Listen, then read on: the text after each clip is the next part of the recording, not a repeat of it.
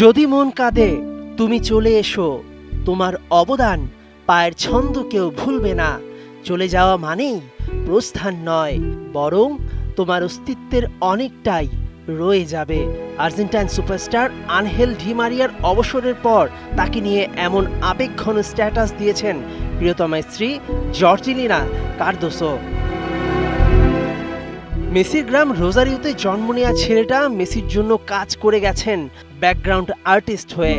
তার অনেক পাসের জন্যই তো মেসি গেল 4 বছরে 4টা মেজর ট্রফি জিতে হয়েছেন সম্পূর্ণ।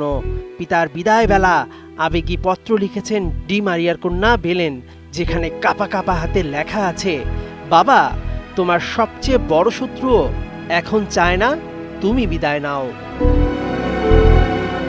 গ্রেটরা সহজে গিভ আপ করে না, আর যদি করে তবে ভেবেচিন্তেই করে। 37 বছরের মেসি যদি 2026 বিশ্বকাপ খেলতে পারে, তবে 36 বছরের ডি মারিয়া কেন পারবেন না?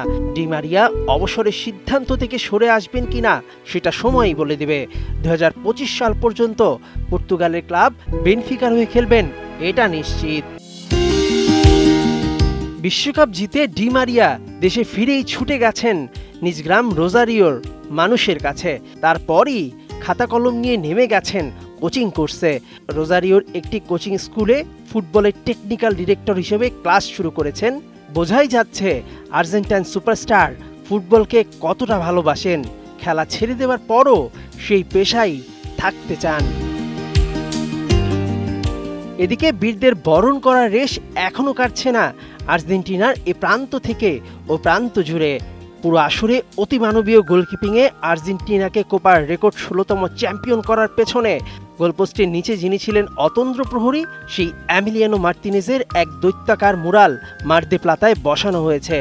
যত বাধাই আসুক, দিবু যেন তা আটকে দিবে তার গ্লাভস জোড়া দিয়ে। মেসি সহ চ্যাম্পিয়ন টিমের 6 সদস্য আর্জেন্টিনায় ফিরলে আরও সংবর্ধনা অপেক্ষা করছে আলবিসেলেস্তেদের জন্য।